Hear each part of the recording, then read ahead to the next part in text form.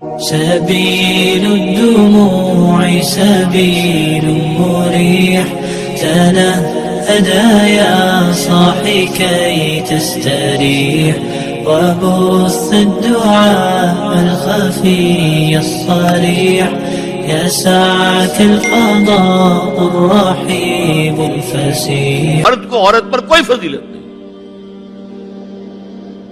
مرد اونچا اور عورت نیچی نہیں ہے. شرف انسانیت کو دونوں ایکولی شیئر کرتے ہیں، وہ بھی ہیومن بینگ، وہ بھی ہیومن بینگ.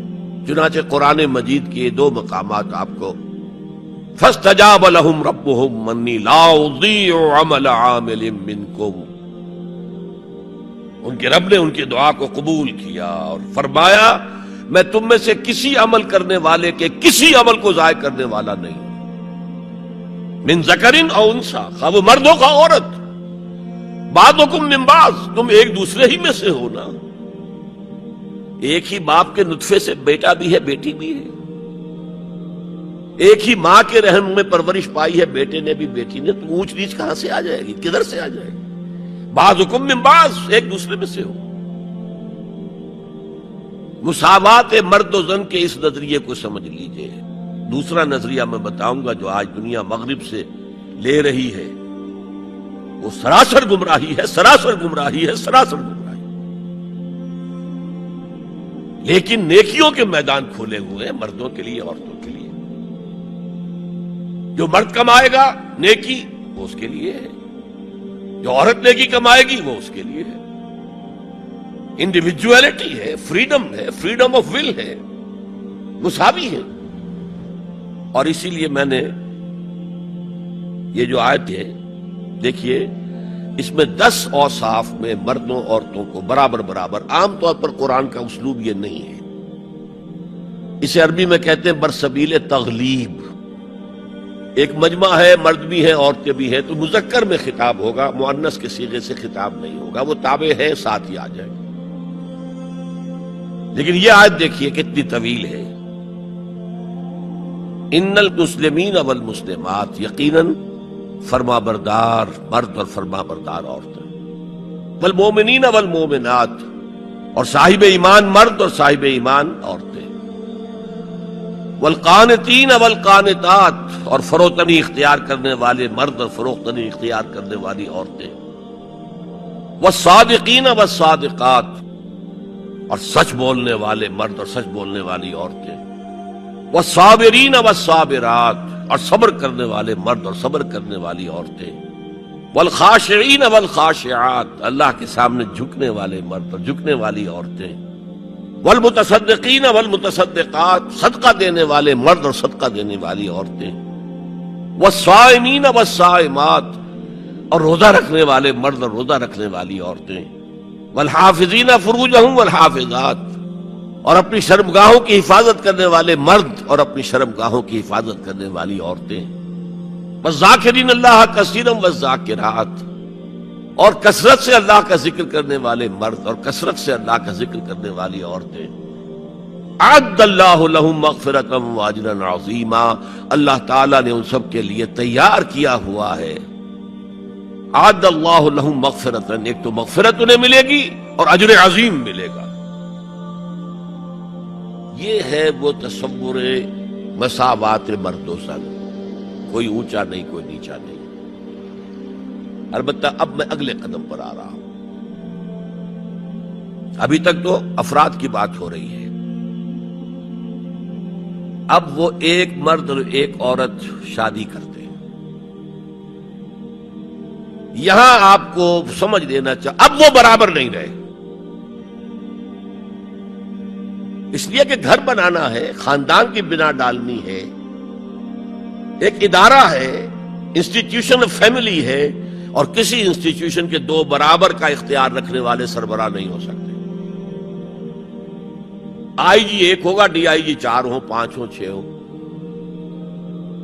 کوئی فرم ہے، مینیجنگ ڈائریکٹر 1 ہوگا، آپ 100 ڈائریکٹر رکھ لیں. مینیجنگ ڈائریکٹر 2 نہیں ہو سکتے، کوئی کاروبار چل ہی نہیں سکتا. تو گھر کا ادارہ تو برباد ہو جائے گا اگر آپ نے برابر کر دیا دونوں کے اختیارات کو. آج اس کا مزہ چکھ رہا ہے یورپ اور ویسٹ اور امریکہ. خاندانی نظام ٹوٹ گیا. آج وہ شادی کرتے ہی نہیں، مرد شادی نہیں کرتے. کیوں کریں؟ قانون آپ نے یہ بنا دیا ہے کہ آپ نے آج شادی کی اور 1 مہینے کے بعد آپ اپنی بیوی کو طلاق دیں تو اپنی پوری دولت کا نصف دینا پڑے گا اسے. وہ کہتے ہیں ہم نہیں کرتے یہ. لیکن عورت کی تو ضرورت ہے نا، مرد کی ضرورت عورت ہے، لیکن عورت کی ضرورت بھی تو ہے مرد. مرد کہتا آؤ میرے ساتھ رہو، کھاؤ پیو، میں شادی نہیں کروں گا. وہ یہ کہتے ہیں وی آر لیونگ ٹوگیدر، بس we are not married, we are living together. جتنے حقوق اسلام نے عورت کو دیے کسی مذہب نے نہیں دیے. لیکن برابر آپ کر دیں گے تو خاندان کا ادارہ ختم ہو جائے گا. اسی لیے فرمایا گیا الرجال قوامون علی النساء فالصالحات قانتات حافظات للغیب بما حفظ اللہ. مرد حاکم ہیں عورتوں پر.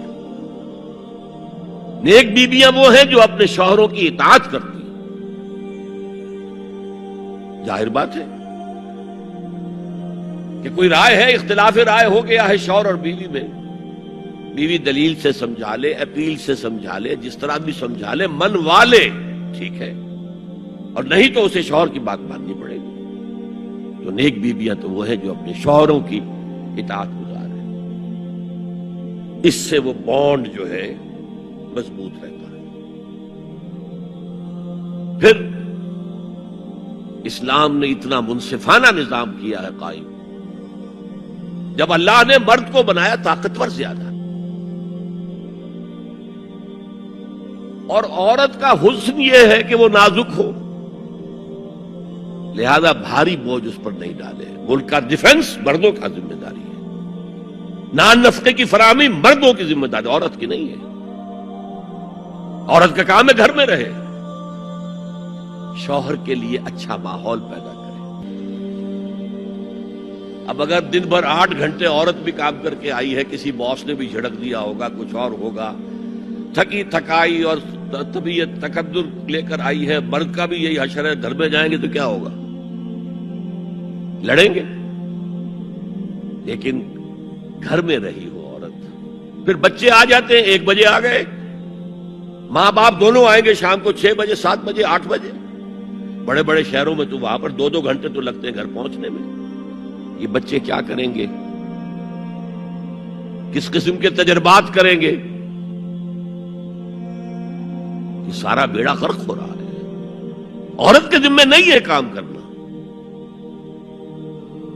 کہتے ہیں مجبوری ہے. آپ اپنے سٹینڈرڈ آف لیونگ کو بڑھاتے جائیے بڑھاتے جائیے بڑھاتے جائیے، دونوں کی سر توڑ محنت کے باوجود آپ کا جو ہے تقاضا پورا نہیں ہوگا، اور اسی کو سکیڑ لیجئے. کمانا شوہر کا کام ہے، بیوی کا نہیں. اس کو اقبال نے کہا ہے کہ اسلام کا معاشرتی نظام 2 حصوں پر مشتمل ہے. حافظ ناموس زن، ایک تو عورت کی عصمت و عفت کی حفاظت.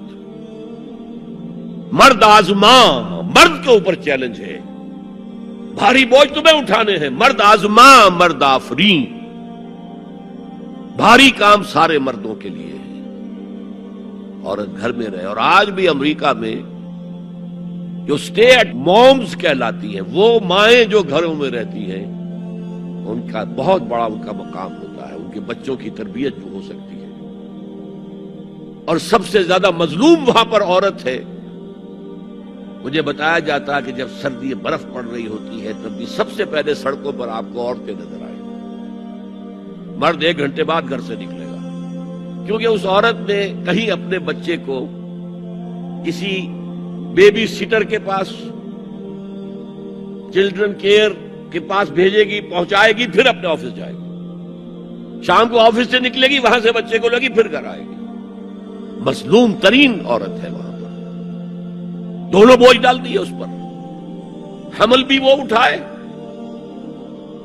ولادت کی سختی بھی سہے، اور معاش کا بوجھ بھی ڈالو اس پر. واقعہ یہ ہے کہ آج کی عورت انتہائی مظلوم عورت ہے. ایک تو اسے کھلونا بنا لیا. عجیب حیرت ہوتی ہے مغربی تہذیب کو کیا ہوا ہے. عورت ننگی، مرد پورا لباس پہنے ہوئے، پینٹ بھی ہے اور کوٹ بھی ہے اور سوٹ پورا ہے اور ٹائی بھی ہے، اور عورت ننگی ہے، اور شدید ترین سردی کے اندر ٹانگیں ننگی ہیں اس کی. یہ اسلام کا معاشرتی نظام، اس کو کسی صورت گوارا نہیں کرتا. دین کی بات پھیلانا صدقہ جاریہ ہے. ثواب کی نیت سے ویڈیو کو شیئر ضرور کیجیے. جزاک اللہ.